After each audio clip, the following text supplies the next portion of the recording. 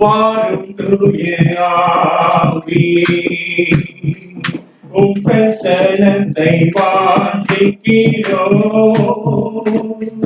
உம் வல்லமையால் எம்மை நிறைத்து சீராளுகை செய்யும், சீராளுகை செய்யும், சீராளுகை செய்யும்.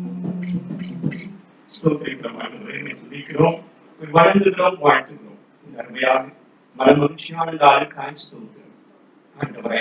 இந்த உஷ்ணமான வேளையிலும் கூட கர்த்தாவே, நாங்கள் உம்முடைய பாதத்துல கொண்டிருக்கிறோம். உம்மை தரிசிக்க, உம்மை காண, உமக்கு நன்றி சொல்ல, உம்முடைய வார்த்தையை கேட்க, உம்மை மகிமைப்படுத்த, உம்மை உயர்த்தி பிடிக்க, நீர் எங்களோடு கூட வர வேண்டும், எங்களை வழிநடத்த வேண்டும், எங்களுக்கு ஆசீர்வாதங்களை பொழிந்தள்ள வேண்டும் என்கிற ஆண்டவரே, அந்த மற்றெல்லா வேண்டுதல்கள் கூட ஆண்டவரே நாங்கள் வந்திருக்கிறோம். ஆவியானவர் அடியனை மறைத்து நீங்க வெளிப்படுங்க ஆண்டவரே. உம்முடைய மக்களோடு நீங்க பேசுங்க.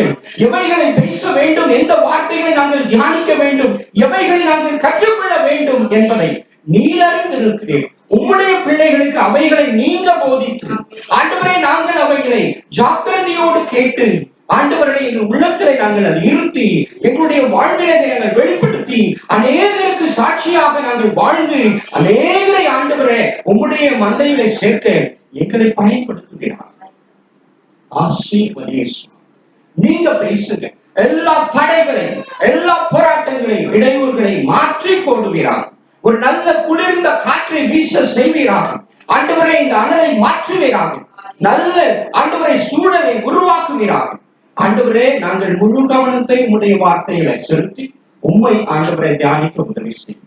இயேசு கிறிஸ்துவின் மூலம் ஜெபம் எடுக்கிறோம் எங்கள் ஜீவனுள்ள நல்ல பிதாவே. கிறிஸ்துவுக்குள் அன்பான தேவஜனமே, உங்கள் யாவரையும் ஆண்டவராக இயேசு கிறிஸ்துவின் இனிதான வல்லமையான பெரிதான நாமத்தினாலே நாங்கள் வாழ்த்துகிறோம். தேவன் உங்களை ஆசீர்வதித்து காப்பாராக. நமது மெய்ப்பரின் குரல் ஊழியங்களின் சார்பாக என்னுடைய வாழ்த்துக்களை வணக்கத்தையும் தெரிவித்துக் கொள்கிறேன்.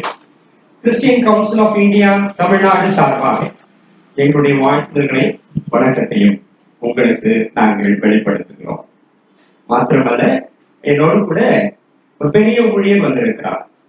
அவரை நான் எதேச்சியாக நான் சந்திச்சேன். ஆனா அது ஒரு பெரிய ஆச்சரியம். அதை நான் உங்களுக்கு சொல்லுவேன். அதனுடைய காரியங்களை நம்ம பேசலாம். மாத்திரமல்ல, வெகு நாளுக்கு பிறகு உங்களை நாங்கள் சந்திக்கிறோம். இங்க இருக்கிற அனைவரும் எனக்கு தெரிந்தவர்கள். ஒரு சிலர் தவிர மற்ற அனைவரும் எனக்கு அறிமுகமானவர்கள். ஊழியரை கூட நான் பார்த்த மாதிரி எனக்கு தெரியல, பார்த்தனோ இன்னும் தெரியல. ஆனாலும் அனைவரும் இங்க இருக்கிற பெரும்பாலானோர் எனக்கு இங்க இருக்கிற சகோதரிகள், ஐயாங்க, சகோதரன் எல்லாரையும் எனக்கு நன்றாக தெரியும். நல்ல ஒரு அன்பான குடும்பம், அன்பான விசுவாச மக்கள், திருச்சபை மக்கள் நீங்கள். ஆகவே வெகு நாளுக்கு பிறகு உங்களை சந்திப்பது ஒரு பெரிய ஆசீர்வாதம் என்று நான் நம்புகிறேன். அந்த அடிப்படையில தான் இன்றைக்கு ஆண்டவர் நம்மை ஒன்றிணைத்திருக்கிறார். அது கூட இந்த சந்திப்பு கூட ஒரு எதிர்பாராத ஒரு சந்திப்பிலே நிகழ்ந்தது என்பதை நான் சொல்றேன் பின்னாடி. எனக்கு அருமையானவர்களே, இன்றைக்கு ஆண்டவர் நமக்கு ஒரு முக்கியமான வார்த்தையை அனுப்பி இருக்கிறார். மிக முக்கியமான வார்த்தை. இன்றைக்கு நாம் வாசிக்க கேட்ட மல்கியா தீர்க்க தரிசன புஸ்தகத்திலிருந்து முதல் வசனத்தை நாம் வாசிக்க கேட்கலாம். அதுதான் நமக்கு ஆதாரமாக கொடுக்கப்பட்டிருக்கிற வார்த்தை. இதோ நான் என் தூதனை அனுப்புகிறேன். அவன் எனக்கு முன்பாக போய் வழி ஆயத்தம் பண்ணுவான். அப்பொழுது நீங்கள் தேடுகிற ஆண்டவரும் நீங்கள் விரும்புகிற உடன்படிக்கையின் தூதனுமானவர் தம்முடைய ஆலயத்துக்கு தீவிரமாய் வருவார். இதோ வருகிறார் என்று சேனைகளின் கர்த்தர் சொல்லுகிறார். ஹல்லேலூயா, ஹல்லேலூயா, ஹல்லேலூயா. இது மிக மிக பொருத்தமான வார்த்தை என்று நான் நம்புகிறேன். இது உங்களுக்கான வார்த்தை.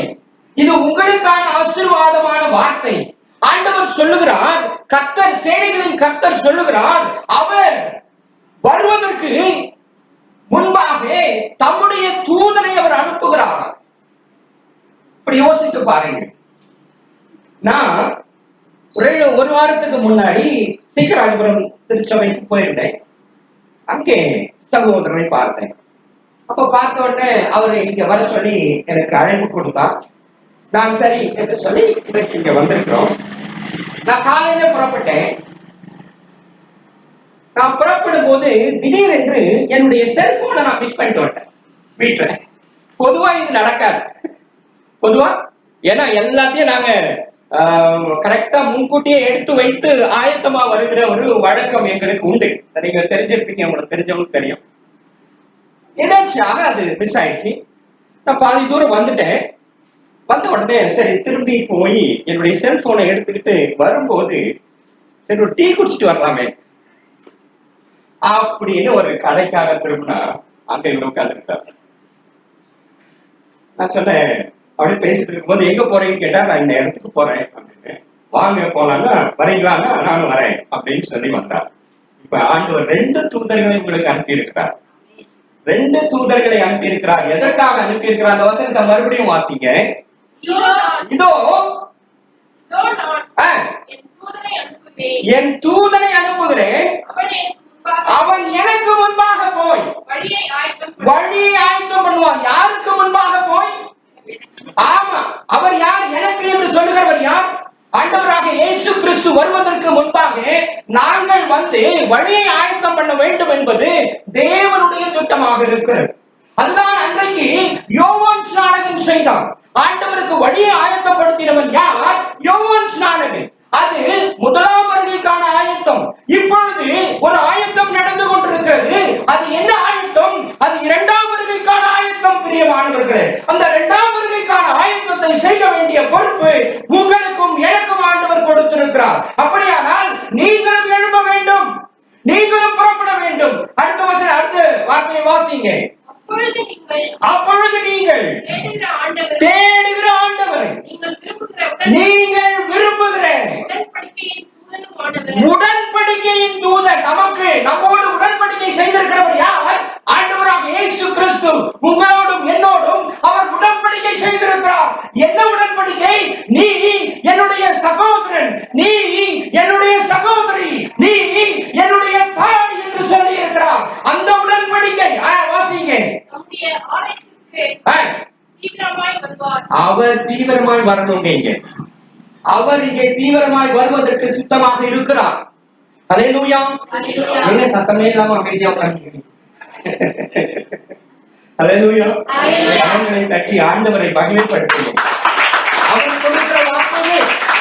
அவர் சொல்கிறார், நான் தீவிரமாய் வரப்போகிறேன். அவர் தீவிரமாய் வந்து கொண்டிருக்கிறார். எத்தனை பேருக்கு அது தெரியும்னு எனக்கு தெரியாது. எத்தனை பேர் அதை எதிர்பார்த்து காத்துக் கொண்டிருக்கிறீர்கள் எனக்கு தெரியாது. தயவு செய்து சிறு பிள்ளைகள் கொஞ்சம் தள்ளி உட்காரு. கொஞ்சம் இடைவெளி விட்டு நமக்கு எல்லாம் தெரியும், எல்லாமே தெரியும். அப்படியே அதே வழக்கத்துல என்ன பண்ணக்கூடாது? நாம் என்ன பண்ணக்கூடாது? இருக்கக்கூடாது. நமக்கு இன்னொருத்தர் ஆலோசனை சொல்லக்கூடாது. யார் ஆலோசனை சொல்லக்கூடாது? மற்றவங்க சொல்லக்கூடாது, நாம தான் சொல்லணும். அல்லேலூயா, அல்லேலூயா, அல்லேலூயா. இன்னைக்கு நமக்கு இப்படி யோசித்து பாருங்கள். தேவன் நமக்கு 2வது வாய்ப்பை கொடுத்திருக்கிறார். 2வது ஜீவன் இது. உண்மையா இல்லையா? உண்மையா இல்லையா? ஆமென், ஆமென். இல்ல எல்லாரும் ரொம்ப ரொம்ப டல்லா இருக்கிறீங்க போறாங்க. இப்படி இருந்தா நமக்கு வேலைக்கு ஆகாது இல்லையா? நம்ம மனமகிழ்ச்சியாக ஆண்டவரை ஆராதிக்க வந்திருக்கோம். அப்படிதானே? சந்தோஷமாக இல்லையா? குதூகலத்தோடு, மகிழ்ச்சியோடு, சந்தோஷத்தோடு, தைரியத்தோடு, சமாதானத்தோடு என்னை ஆண்டவர் ஆசீர்வதிக்க வேண்டும் என்ற அந்த எதிர்பார்ப்போடு நான் இங்கே காத்திருக்க வேண்டும். ஏதோ சோகமா, ஏதோ வந்தோம், ஏதோ போனோம் அல்ல பிரியமானவர்களே. அதல்ல நம்முடைய ஆராதனை, அதல்ல நம்முடைய விருப்பம், அதல்ல நம்முடைய நிலைமை. ஆண்டவர் உங்களோடும் என்னோடும் இருக்கிறார் என்கிற அந்த தைரியம், அந்த உற்சாகம் எப்பொழுதும் காணப்பட வேண்டும். அல்லேலூயா, அல்லேலூயா, அல்லேலூயா, அல்லேலூயா. சரி, நல்ல கவனிங்க. நமக்கு நான் உங்களுக்கு முன்பே சொன்னேன், நமக்கு 2வது வாழ்க்கையை ஆண்டவர் கொடுத்து விட்டார். இத நம்புறவங்க கரங்களை தட்டி ஆண்டவர்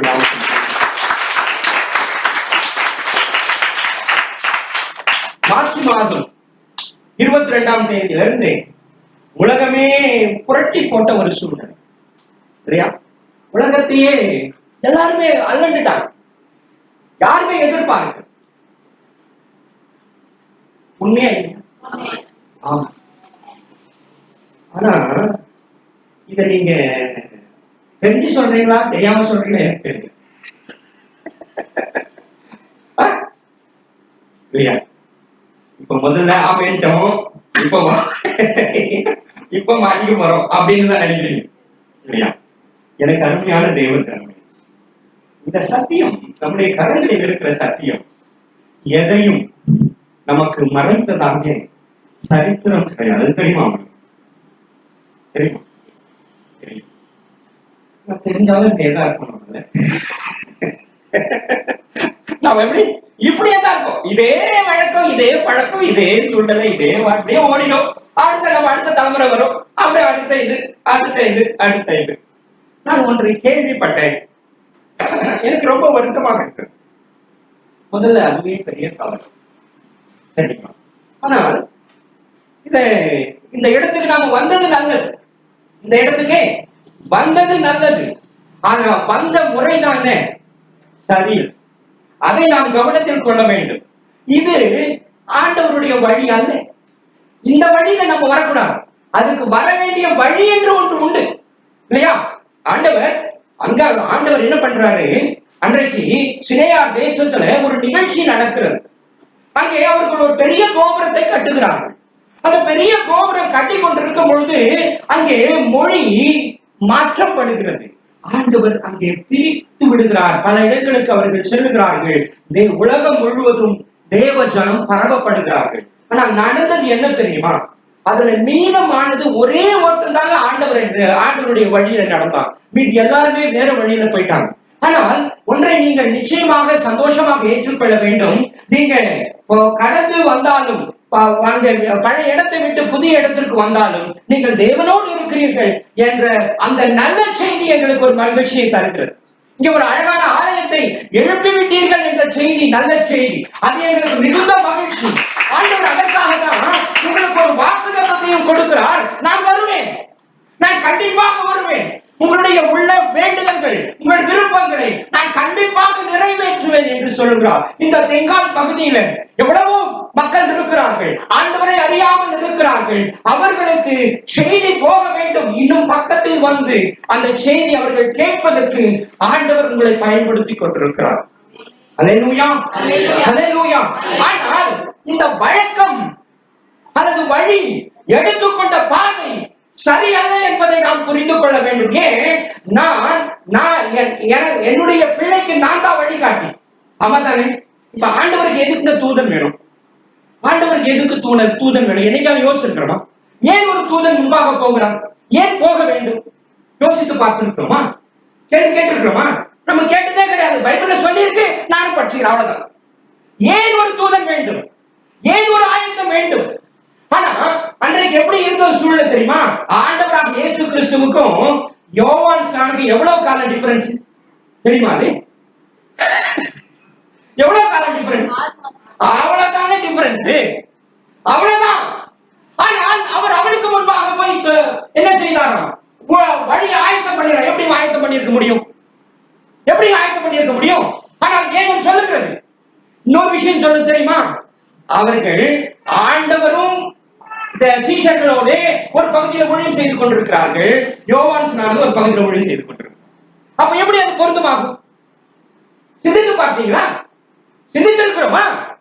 சொல்லிக்கொண்டே இருக்கிறோம், கேட்டுக்கொண்டே இருக்கிறோம், ஆனால் சிந்தித்தது இல்லை. ஏன் அப்படின்னா வழிகாட்டும், இப்படி செய். அப்ப வழிகாட்டினதுனாலதான் அவரை பின் சென்ற சிலர் அவரை பின்பற்றினார். அல்லேலூயா, அல்லேலூயா. முதலாவது அந்திரேயா போனான். அந்திரேயா போய் பேதுரு கூப்பிட்டான். பேதுரு பிலிப்பு போனான். பிலிப்பு நத்தானியேலை கூட்டிக் கொண்டு போனான். இப்படி அது விரிவடைந்தது.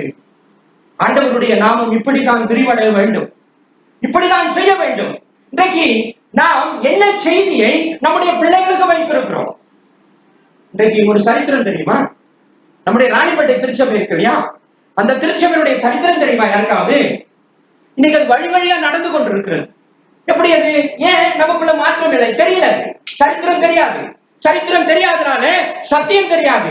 சத்தியம் தெரியாதனால நாம பழக்கமாக சில காரியங்களை செய்து கொண்டே இருக்கிறோம். ஆண்டவரிடத்துல பிரிவினை ஒன்று உண்டா? ஆண் என்றும் இல்லை, பெண் என்றும் இல்லை, சுயாதீனன் என்றும் இல்லை, அடிமை என்றும் இல்லை, கிரேக்கன் என்றும் இல்லை. இல்லையே. அப்புறம் எப்படி ஊருக்கு ஊர் பிரிவினை இல்லையா? நியாயம் தானே? இதை யார் சொல்லிக் கொடுக்கணும்? யார் சொல்லிக் கொடுக்கிறது? சொல்லிக் கொடுக்குமா வேண்டாமா? சொன்னா பயம் இல்லையா? பயம் நமக்கு சொல்ல முடியாது. இப்ப நானே சொன்ன கூட என்ன தெரியுமா சொல்றீங்க? ஐயா இதெல்லாம் பேசாதீங்க, இதெல்லாம் வேணாயா, இதெல்லாம் வேணாயா, எதுவும் சொல்லிட்டு போங்கயா. அப்புறம் எப்படி ஆயத்தம் பண்ண முடியும்? எப்படி ஆயத்தம் பண்ண முடியும்? அல்ல, தூதனுடைய வேலை என்ன? ஆயத்தம் பண்ண வேண்டியது. நான் எப்படி ஆயத்தம் பண்ண முடியும்? எதுவுமே சொல்லாம வந்து சும்மா நின்றுட்டு பொம்மை மாதிரி நின்று போறதா ஆயத்தம் பண்ற வேலை? இல்லை, இல்லை பிரியமானவர்களே. வாசியுங்கள் 5ஆம் மத்தேயு சுவிசேஷம் 5வது அதிகாரம் 24வது வசனம். அதேதானே பலிபீடத்தின் முன் உன் காணிக்கையை வைத்துவிட்டு போய் முன்பு உன் சகோதரனோட ஒப்புரவாகி பின்பு வந்து உன் காணிக்கையை செலுத்து. ஹல்லேலூயா, ஹல்லேலூயா. அப்ப என்ன அர்த்தம் தெரியுமா? நீ ஒப்புரவாகலைன்னா ஏற்றுக்கொள்ளப்பட மாட்டாய். உன்னுடைய எதுவுமே ஏற்றுக்கொள்ளப்படாது. நான் சொல்லிக் கொண்டிருக்கலாம், நான் ஆண்டவருடைய பிள்ளை, நான் ஆண்டவருடைய மக்கள், நான் தேவ ஊழியத்தை செய்து கொண்டிருக்கிறேன், நான் தேவனுடைய மனுஷன் என்று சொல்லிக் கொண்டிருக்கலாமே தவிர அவர் சொல்ல மாட்டார், மற்றவர்கள் சொல்ல மாட்டார்கள். மற்றவர்கள் சொல்ல மாட்டார்கள். நன்றாக கவனி வைங்க. இது ரொம்ப முக்கியம். இது விளையாட்டு கிடையாது. ஆண்டவர் ஒழுங்கும் கிரமமான தேவன். ஒழுங்காக ஒரு முறையை செய்ய வேண்டும் என்று விரும்புகிற தேவன். அவர் எதையோ ஒண்ணு செய்யறோம், எப்படியோ ஒண்ணு செய்யறோம் அப்படின்னு சொல்லி வாங்கினாலும் சூதினாலும் சுவிசேஷம் சொல்லிட்டு போயிடலாம் அப்படின்னு ஒரு வசனம் இருக்கு. ஆனா அதுக்காக அந்த வசனத்தை கையில எடுத்துக்கிட்டு நாம் என்ன பண்ண முடியாது, செய்ய முடியாது. அதுக்குன்னு ஒரு ஒழுங்கு இருக்கு, ஒரு கிரமம் இருக்கு. அந்த முறையில நாம் என்ன செய்ய வேண்டும்? ஊழியத்தை செய்தாக வேண்டும். அப்பொழுதுதான் நாம் செய்கிற அந்த ஊழியத்தினுடைய காரியம் எதை கொடுக்கும்? நமக்கு ஆசீர்வாதத்தை கொடுக்கும். ஆண்டவருடைய மக்களுக்கு ஒரு கலசம் தண்ணீரை கொடுக்கிறவன் அதனுடைய பலனை அடையாமல் போவதில்லை என்று வசனம் சொல்லுகிறது. ஒரு கலசம் தண்ணிங்க. இப்ப இங்க வந்து நின்ன பாட்டில தண்ணி கொடுத்தாங்க இல்லையா? ஆனா அதுக்கே என்ன கிடைக்குது? ஆசீர்வாதம் இருக்குதா? அப்ப இவருடைய ஊழியத்தை இவ்வளவு பெரிய புக்க கையில கொடுத்துட்டு இதெல்லாம் கையில வச்சுக்கின்னு இத பின்பற்றி நடங்க அப்படின்னு சொன்னா, இத தூக்கி ஓர வச்சுட்டு என்னுடைய சுய புத்தியையும் என் சுய சிந்தையையும் என்னுடைய சுய விருப்பு வெறுப்புகளை நான் கையாண்டு கொண்டு நான் செயல்படுத்தினால் என்ன நடக்கும் தெரியுமா? என்ன நடக்கும்? கொள்ளை வைக்க கரெக்டா? அதான் வந்து யாத்ராகம புஸ்தகம் 15வது அதிகாரம் 22வது வசனம்.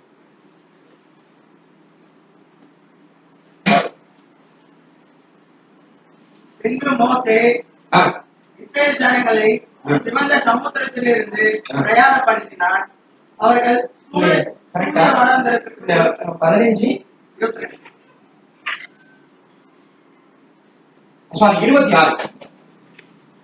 தேவனாகிய கர்த்தரின் சத்தத்தை நல்லா கவனிங்க.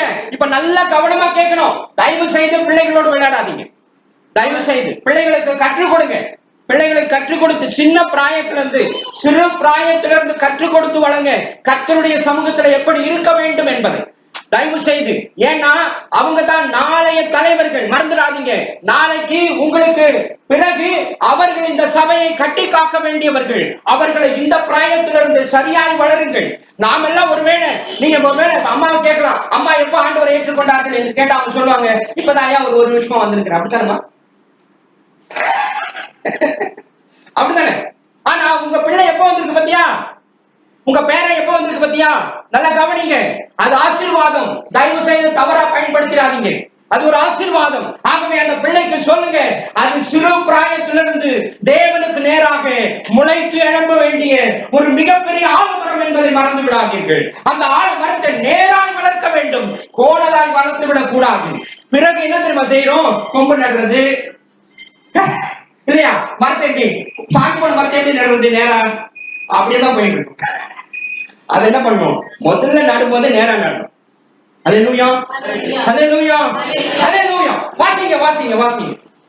தேவனாகிய கர்த்தரின் சத்தத்தை கவனமாய் கேட்டு அவர் பார்வைக்கு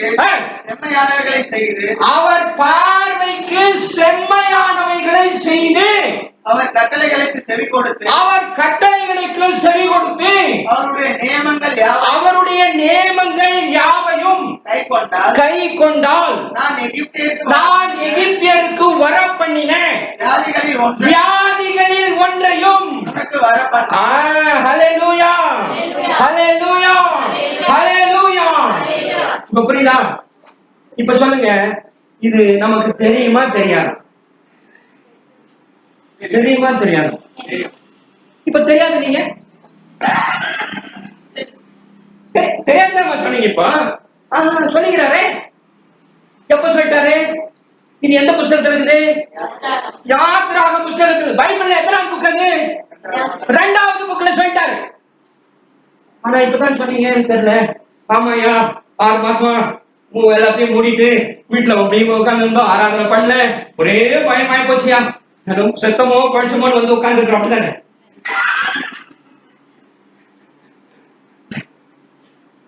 கவனிங்க, ஆண்டவர் எதையுமே மறைச்சு வைக்கல.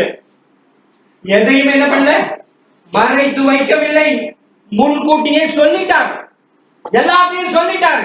நாம தான் என்ன பண்ணல? கேட்க. நாம தான் புரிஞ்சு கொள்ளல. புரிந்து கொள்ற மாதிரி சொல்லப்படவில்லை. அதற்கான சூழ்நிலையை நாம் என்ன பண்ணல? உருவாக்கவில்லை. ஐயா முடிச்சலாமா?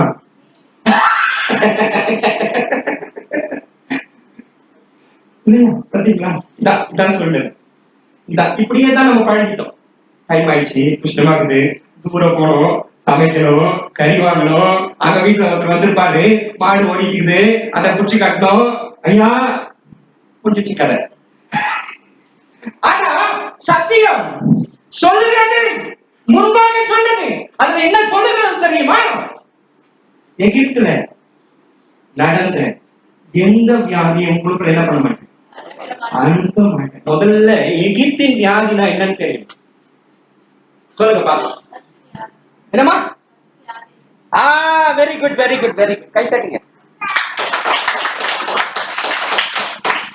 பாத்தீங்களா? அத நான் உங்களுக்கு என்ன பண்ண மாட்டேன், அனுப்ப மாட்டேன்னு சொல்லி இருக்கிறார்.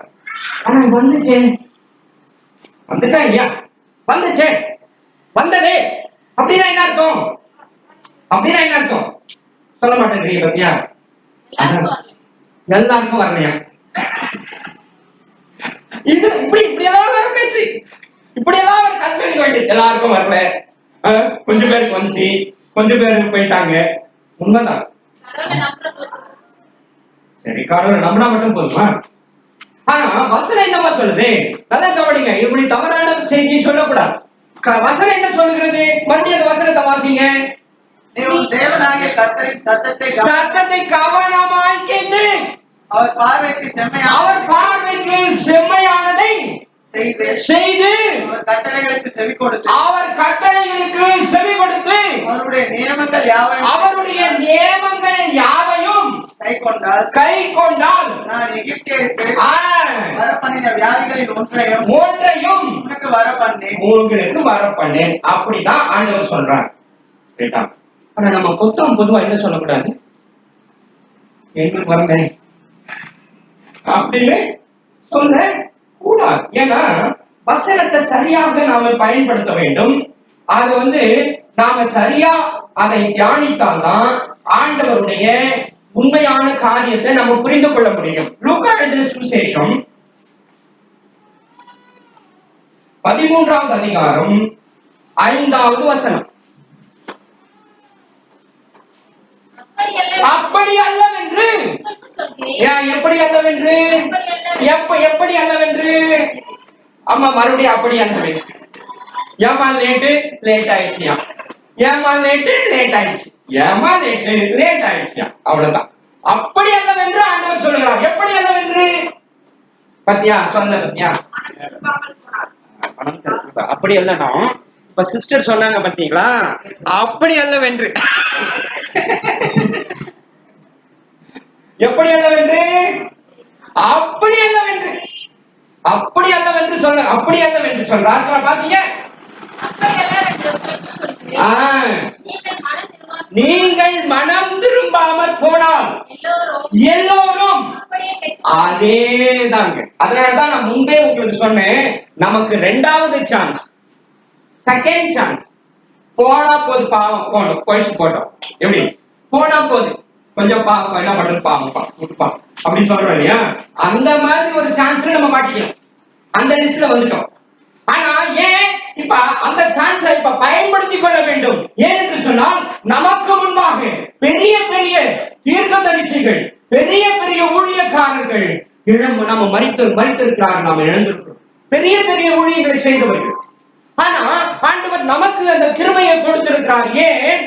கொஞ்சம் ஒரு சான்ஸ் கொடுக்கலாம், ஏதோ பண்ணுவாங்க அப்படிங்கிறதுக்காக. இன்றைக்கு உலகம் முழுவதும் இந்த கரோனா பாதிப்பு கோடி கணக்கில் இருக்கு, பல கோடிகளை கடந்து விட்டது.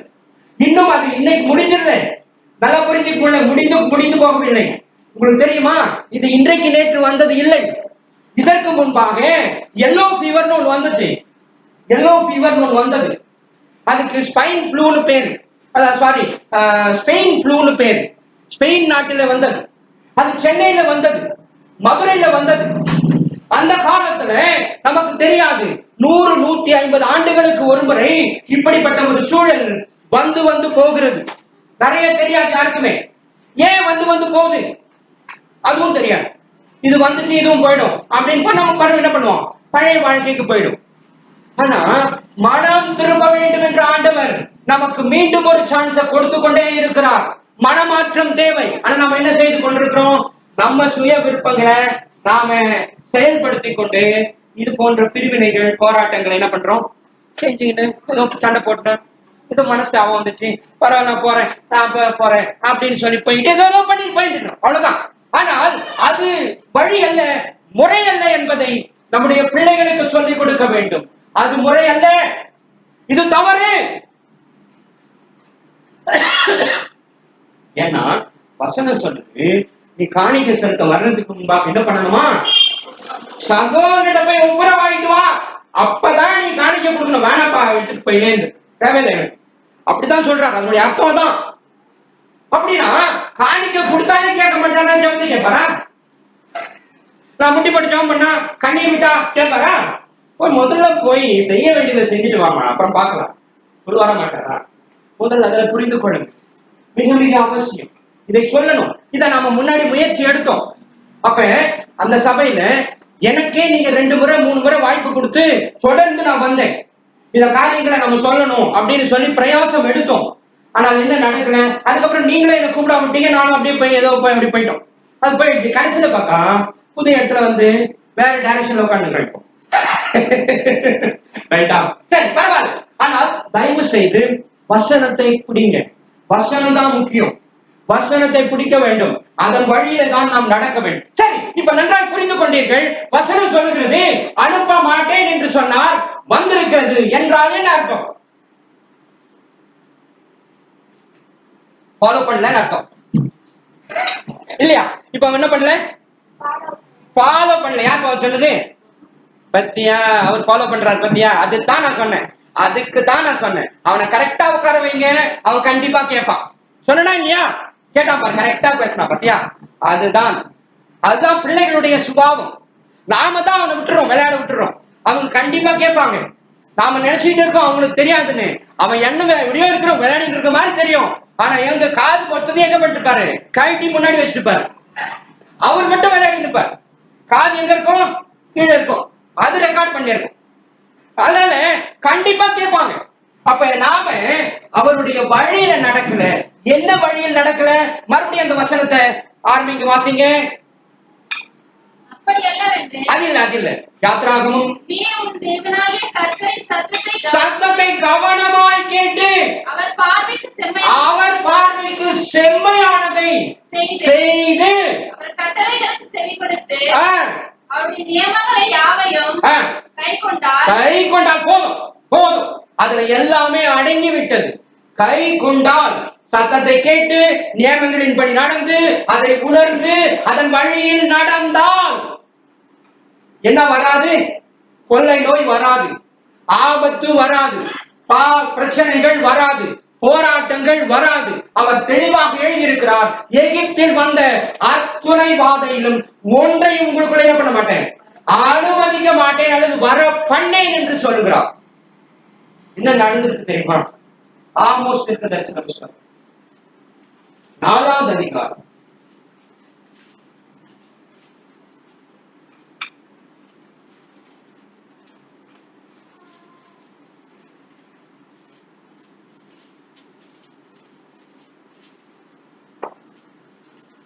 10வது வசனம்.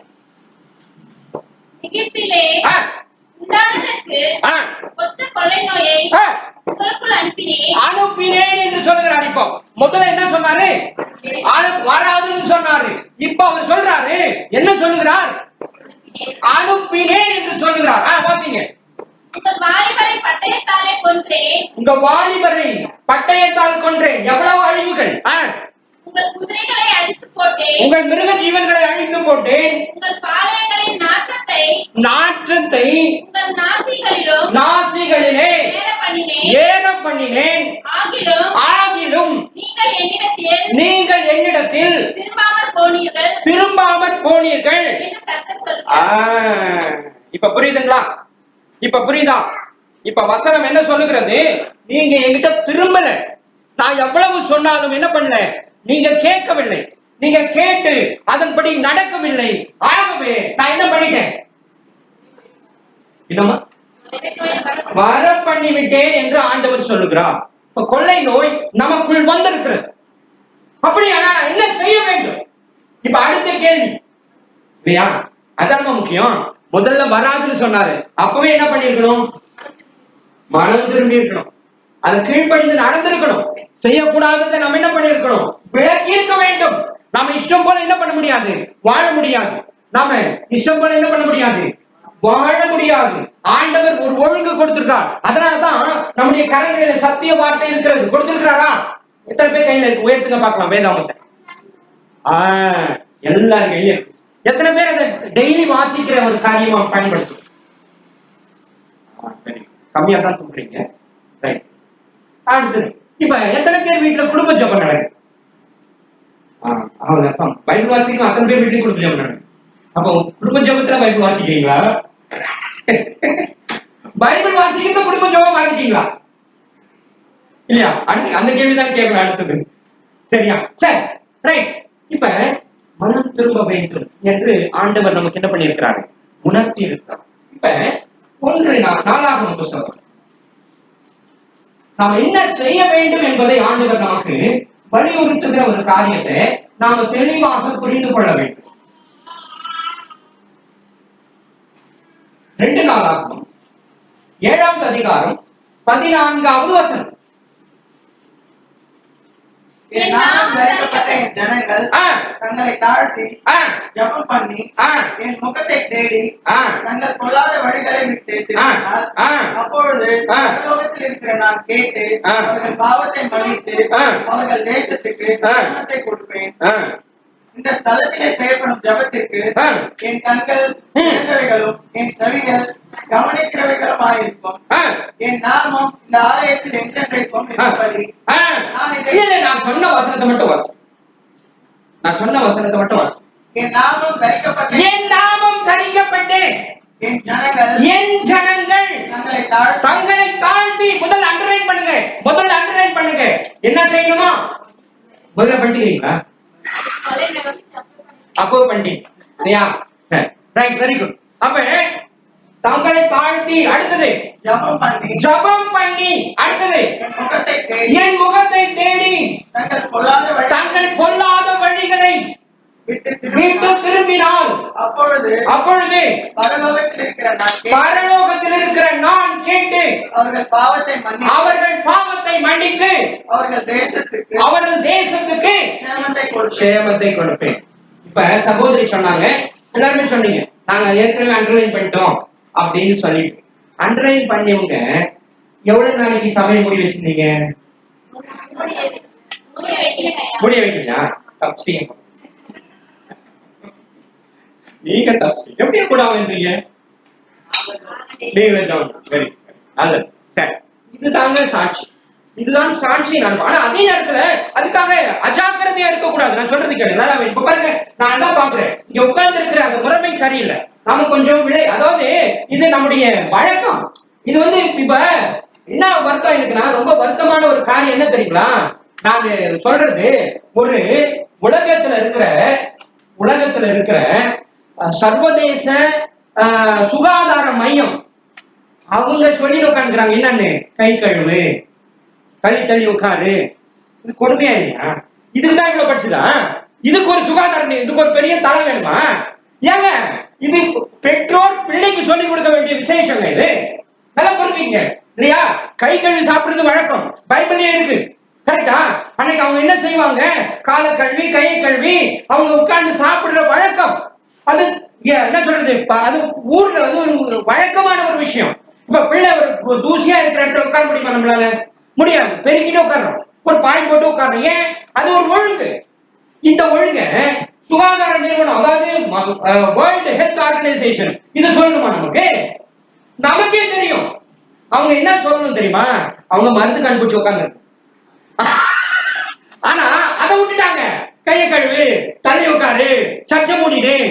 என்னையா இது வழக்கம்? இது ஒண்ணு புரியல. இந்த தப்பு இங்க அதுதான் சொல்றாங்க. அனுப்ப மாட்டேனே சொல்லி இருக்கிறாரு. அப்போ அனுப்ப மாட்டேன்னா என்ன செஞ்சிருக்கணும்? சரி, தவறிட்டோம். அப்ப அந்த வசனத்தை பிடிச்சுக்கிட்டாவது என்ன பண்ணிருக்கணும்? நாம என்ன பண்ணிருக்கணும்? 2வது வசனம், அந்த 1:2 வந்துட்டு இருக்கணும். மனம் திரும்பி தன்னை தாழ்த்தி அவரை நோக்கி கூப்பிட்டு இருந்தா என்ன பண்ணிருப்பாரு? இவ்வளவு பெரிய அழிவு என்ன பண்ண மாட்டாரு? அனுமதித்திருக்க மாட்டார். அனுமதித்திருக்க மாட்டாரா? செஞ்சிருக்க மாட்டார். ஏன்னா இது போன்ற காரியங்கள் நிறைய நடந்து கொண்டுதான் இருக்குது. இன்னைக்கு இன்னொரு விஷயம் இருக்கு தெரியுமா? இது இதோட போகாது. இது இன்னையோட முடியறது கிடையாது. அந்த ஸ்பெயின் ஃப்ளூ, எல்லோ ஃபீவர் என்று சொல்லப்பட்டது எத்தனை ஆண்டுகள் இருந்தது தெரியுமா? 7 ஆண்டுகள் இருந்தது. புரிந்து கொள்ளுங்கள். இது இப்ப போகாது. இது போகிற வேலையும் கிடையாது. அது வேற ஒரு நோக்கத்துக்காக வந்திருக்கு. அதுதான் வசனம் சொல்லுது. வேற ஒரு நோக்கத்திற்காக அது அனுமதிக்கப்பட்டது. ஆகவே அது சரியாகிற வரைக்கும் இது போகாது. அப்ப நாம் அதனுடைய சத்தியம், அதுக்கு பேருதான் இதுக்கு சத்தியம். அதனாலதான் சொல்றாரு, சத்தியத்தையும் அறிவீர்கள், சத்தியம் உங்களை விடுதலை ஆக்கும் என்று சொல்லுகிறார். அதுதான் விடுதலை கொடுக்கும். அதனாலதான் மருந்தை இன்னும் கண்டுபிடிக்கல. மருந்து கண்டுபிடிச்சாலும் அது ஆபத்துல போய் முடியுது. இன்னைக்கு டெஸ்ட் பண்ணவன் நிறைய பேர் செத்து போயிட்டான் தெரியுமா? அந்த டெஸ்ட் பண்றதுக்காக அதை உபயோகப்படுத்துறாங்க. அது போல நிறைய பேர் செத்துட்டாங்க. நிறைய பேர் இப்ப அதை அப்படியே என்ன பண்ணிட்டாங்க? அந்த பேட்டர்னை ஸ்டாப் பண்ணிட்டாங்க. இதுல ஏதோ பிரச்சனை இருக்குப்பா. பிரச்சனை எங்க இருக்கு? இங்க இருக்கு. ஆனா இது யாருக்கும் தெரியல. என்ன சொல்றாங்க? ஆராதிக்காத, சர்ச்சை போட்டுட்டு பொண்ணா போகாத, மாஸ்க் போட்டுக்கோ. மாஸ்க் போட்டா என்ன ஆகும் தெரியுமா? அடுத்த பிரச்சனை வரும். அதாவது இன்னைக்கு இதெல்லாம் சயின்ஸ் தெரியாது, சும்மா தெரிஞ்சது சொல்லி இருக்கிறாங்க. மாஸ்க் போட்டா என்ன ஆகும் தெரியுமா? சுவாச பிரச்சனை வரும். இங்க நாம சுவாசிக்கிற காத்துல எத்தனை சதவீதம் ஆக்சிஜன் இருக்குன்னு தெரியுமா? எத்தனை சதவீதம் இருக்கு? நாமெல்லாம் படித்தவர்கள். அங்க ஒரு இன்ஜினியர் படிச்சு உட்கார்ந்துறாரு. இங்க டீச்சர்ஸ் இருக்கிறீங்க, எல்லாரும் இருக்கிறாங்க. எத்தனை பேருக்கு தெரியும் எவ்வளவு ஆக்சிஜன் இருக்கு உலகத்துல? நாம சுவாசிக்கிற இந்த காத்துல எவ்வளவு ஆக்சிஜன்? மொத்தமும் ஆக்சிஜனா? இல்ல, மொத்த ஆக்சிஜன் கிடையாது. அப்ப நான் மாஸ்க் போட்டு அடிச்சுட்டா என்ன ஆகும்? ஒண்ணு இல்லைங்க, சிம்பிளா நீங்க புரிஞ்சுக்கொள்ளலாம். இந்த மைக் இருக்கு இல்லையா, நான் பேசிட்டு இருக்கேன். இந்த சவுண்ட் வெளியே வரலன்னு வச்சுக்கல, என்னை அறியாமையே நான் கத்துவேன். தெரியுமா தெரியாதா? தெரியும் தானே? என்னை அறியாமையே நான் கத்திக்கிட்டு இருப்பேன். எனக்கு தெரியாது. என்ன சிஸ்டம் அதுக்குள்ள கொண்டு போயிடும். அந்த சிஸ்டம் என்ன பண்ணும்? அதை சரி பண்றதுக்காக என்னை அறியாமையே நான் கத்துவேன். அதனாலதான் மைக் ரொம்ப இம்பார்ட்டன்ட். கரெக்டா இருக்கணும், அந்த அப்சார்ப்ஷன் சிஸ்டம் எல்லாம் கரெக்டா இருக்கணும்னு சொல்லுவாங்க. அதாவது இயற்கையா நம்மளோட பாடியில அப்படி இருக்கு. ரீசெட் ஆயிக்கும், நம்முடைய பாடி ரீசெட் ஆயிக்கும். சில விஷயங்களை அது அப்படியே செய்ய பழகிக்கும், நம்ம அறியாமலே நடக்கும். இப்ப நிறைய பேர் என்ன தெரியுமா சொல்றாங்க, இனிமே நான் மாஸ்க் இல்லாம வாழ முடியாதுன்னு சொல்றேன். தெரியுமா தெரியாது? உண்மை. எங்க போனாலும் மாஸ்க் இருப்பாங்க. அவர் மாஸ்க் போட்டுதான் பேசுவார், மாஸ்க் போட்டுதான் பேசுவார், வாய்ஸே கேட்காது. இவரே மாஸ்க் போட்டுதான் நின்றுந்தாரு பாருங்க. தெரியாது எனக்கு. இப்ப அதான் பேட்டர் ஆகி போச்சு. இப்ப ட்ரெஸ் வாங்க போனீங்கன்னா இதோட கூட மேட்சுக்கு மாஸ்க் உள்ள வச்சு கொடுத்துறாங்க. எல்லாம் அப்படி ஆகி போச்சு. இப்ப அந்த பழக்கத்துக்கு நம்ம வந்து விடுவோம், இப்படியே போயிடும். சரிங்களா? ஆகவே ஆனா இது நான் நல்லா புரிஞ்சுக்கிறேன், இது தவறுன்னு சொல்லவில்லை, இது தவறுன்னு சொல்லல, நல்லா புரிந்து கொள்ளுங்கள். வேற வழி இல்ல. அதனால இப்ப அவங்க என்ன பண்றாங்க, என்னென்ன வழிகளை, இப்ப சர்ச்சை மூடுன்னு சொன்னதுக்கு வழி ஆட்டா இருக்கு. என்ன சொல்றாங்க, பரவிடக்கூடாது. இப்ப நமக்கு தெரிஞ்சே இப்படிதான் உட்காந்துடும். இப்ப அப்படியே விட்டா என்ன ஆகும், இன்னும் ஜாஸ்தியா தான் ஆகும். அதுக்காக அவங்க செய்தாங்க. அவங்க செய்தது தவறு இல்லை, வேற வழி இல்லை. ஏன்னா நம்ம அப்படி வளர்ந்துட்டோம். ஆனா நான் என்ன சொல்ல வருகிறேன் என்றால், நாம நம்மை பழகிக் கொள்ள வேண்டும், சரி பண்ணிக் கொள்ள வேண்டும். அதுதான் முன்னாடி சொன்னேன், நமக்கு இன்னொருவர் சொல்லி தெரிய வேண்டியதில்லை. நம்முடைய கரங்களில் சத்தியம் இருக்கிறது, இதுதான் சத்தியம். நாம் என்ன நினைச்சிருக்கிறோம், சத்தியம் என்பது வேறு என்று நினைத்துக் கொண்டிருக்கிறோம். நான் ஒரு கேள்வி கேட்கிறேன், ஊழியம்னா என்னங்க சொல்லுங்க, ஊழியம்னா என்ன?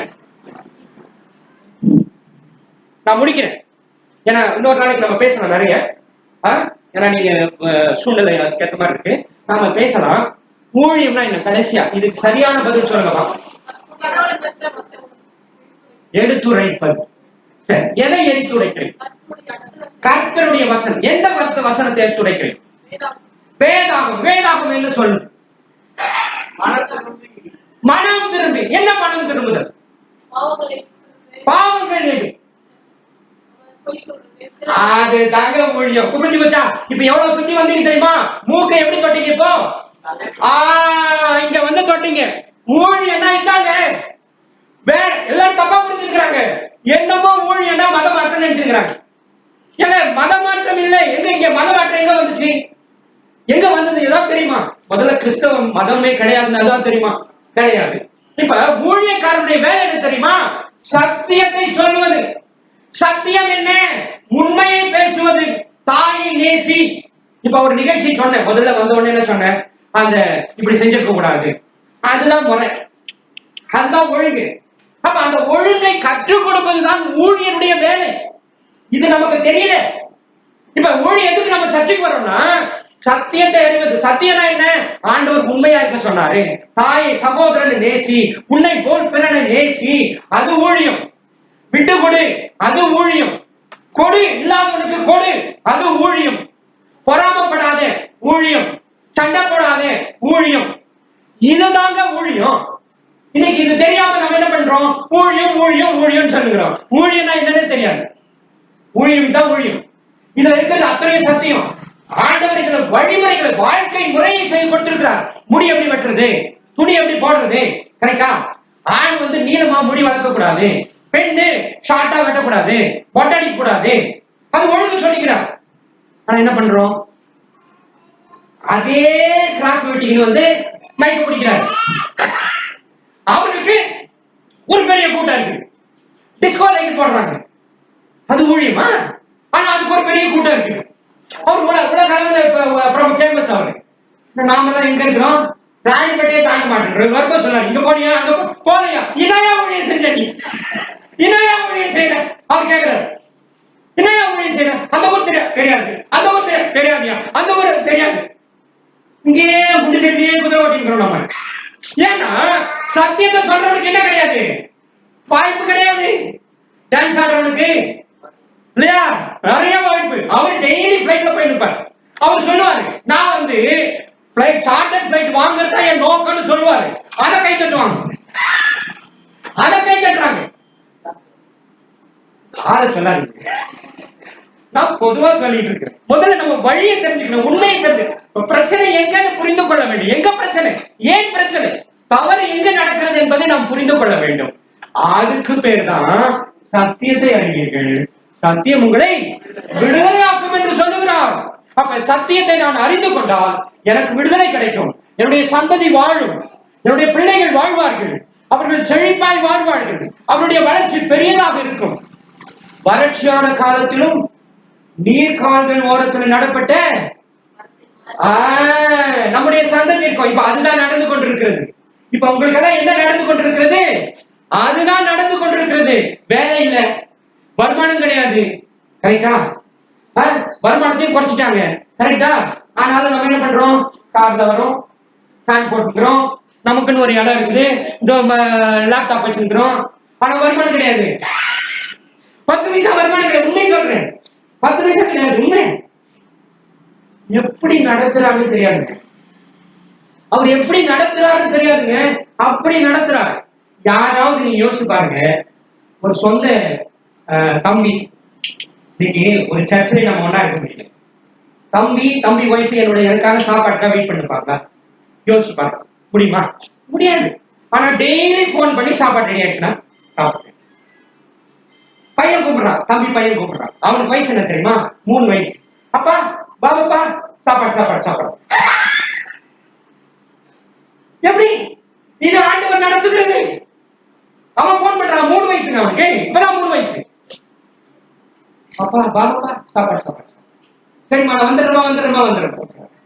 முடிச்சுக்க. இதுதாங்க வாழ்க்கை. நல்லா புரிந்து கொள்ளுங்கள். நம்மை ஆண்டவர் நடத்துவார், சிறப்பாய் நடத்துவார், மேன்மையாக வைப்பார். இங்கு உள்ள அத்தனை பேருடைய வாழ்க்கையிலும் அது போன்ற ஒரு சூழல் உருவாகும். பிரியமானவர்களே, இப்ப இங்க எங்க சண்டை இருக்கு? எங்க சச்சரவு இருக்கு? அவரவர் உணர்ந்து செயல்பட வேண்டும். இப்ப நான் ரோட்ல போறேன், நான் மட்டும் ஒழுங்கா போனா போதுமா? எதிரில் வரணும், ஒழுங்காக வரணும். அப்பதானே நம்ம ஒழுங்கா போய் சேர முடியும். அதை உருவாக்குகிறது தான் ஊழியத்தினுடைய வேலை. இப்ப நம்ம நினைச்சிருக்கிறோம், நான் ஜாம் பண்ண போதும். கிடையாது. என் வீடு சுத்தமா இருந்தாலும் அடுத்த வீடு சுத்தமா இல்லைன்னா நான் சுத்தப்படுத்தணும். சுத்தப்படுத்துறதுக்கு வழியை காட்டணும். அதுதான் ஊழியம். இது அடுத்த நிலை. முதல் ஊழியம் என்ன? சத்தியத்தை சொல்வது. 2வது ஊழியம் என்ன? அதற்கு வழிகாட்டுவது. அதுதான் இப்ப நாங்க செய்யறோம். இப்ப எங்களுக்கு அதுதான் இப்ப கொடுத்து, அதுதான் உங்களுக்கு கொடுத்த வாக்குத்தத்தமாக இருந்தது. ஆகவே இந்த வழியிலே நாம் நம்மை ஆயத்தப்படுத்திக் கொண்டால் தேவன் நம்மை இதை பண்ண மாட்டார்கள். ஒரு நாளும் வெட்கப்பட விடவே மாட்டார். ஹல்லேலூயா, ஹல்லேலூயா, ஹல்லேலூயா. ஒரு நிமிஷம் எல்லாரும் அப்படியே எழுப்பிக்கலாம். தலைகளை தாழ்த்துவோம், கண்களை மூடுவோம். ஆண்டவரை நாம் நோக்கி பார்க்கலாம். தலைகளை தாழ்த்துவோம். ஆண்டவர் இவ்வளவு நேரம் அருமையான செய்தி அவர் கொடுத்திருக்கிறார். எத்தனை பேருக்கு இது ஆசீர்வாதமாக இருந்தது என்று நினைக்கிறீர்கள்? நன்றி சொல்லுங்க. ஆண்டவருக்கு நன்றி சொல்லுங்க. இது ஆண்டவர் செய்த காரியம். ஆண்டவர் உங்கள் மீது வைத்த கிருபையினால் செய்தது. அவர் உங்களுக்கு சொல்ல வேண்டும் என்பதை சொல்லி இருக்கிறார். ஆகவே அதன் வழியில நடப்பதற்கு நாம் நம்மை ஒப்பு கொடுக்க வேண்டும். பிரியமானவர்களே, தலைகளை தாழ்த்துங்கள், கண்களை மூடுங்கள். அன்பு கூறுவே இன்னும் அதிகமாக, கரங்களை தட்டி அன்பு கூறுவே இன்னும் அதிகமாக, ஆராதிப்பே இன்னும் அதிகமாய்